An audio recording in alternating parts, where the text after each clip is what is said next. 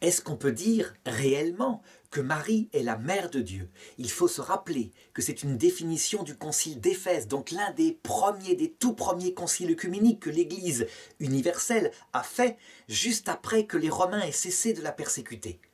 Les protestants protestent par rapport à ce titre en disant « c'est n'importe quoi ». Ce titre est ambigu, il signifierait que Marie est une déesse, qu'elle a existé avant Dieu, qu'elle est donc éternelle, et qu'elle aurait mis au monde Dieu. C'est un titre païen. Évidemment, c'est, je dirais, taquin de leur part. Taquin si ce n'est pas plus, parce que il faut lire les actes du concile, c'est pas du tout cela. Marie est mère de Dieu dans sa naissance, sur terre il y a 2000 ans.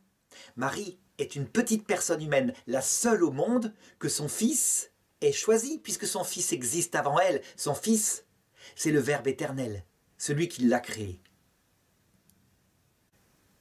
Et donc, la conséquence très simple que donne le concile en question d'Éphèse, c'est que si elle a accouché de la personne de Dieu qui s'est fait homme, alors elle est mère de Dieu.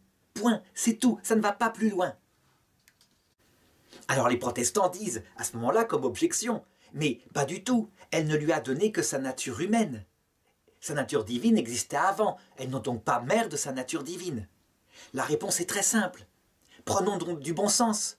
On n'est pas mère d'une nature humaine.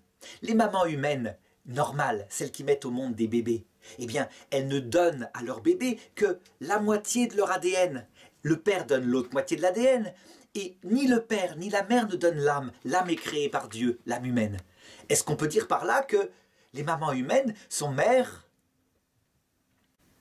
d'une partie de leur enfant, la partie, je dirais, la moitié de l'ADN? Pas du tout. Elles sont mères de leur enfant. Ce qu'elles mettent au monde, c'est une personne. Ce n'est pas des morceaux de personne. Eh bien, c'est la même chose pour la Vierge Marie.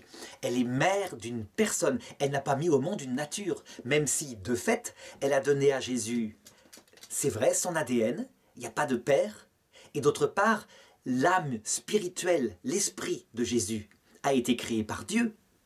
Et que d'autre part, la divinité, elle n'en est pas la cause, elle existe depuis toujours. Mais l'enfant qui est né, c'est la personne du Verbe incarné, elle en est la mère, point, il ne faut pas chercher plus loin. Fin de la polémique.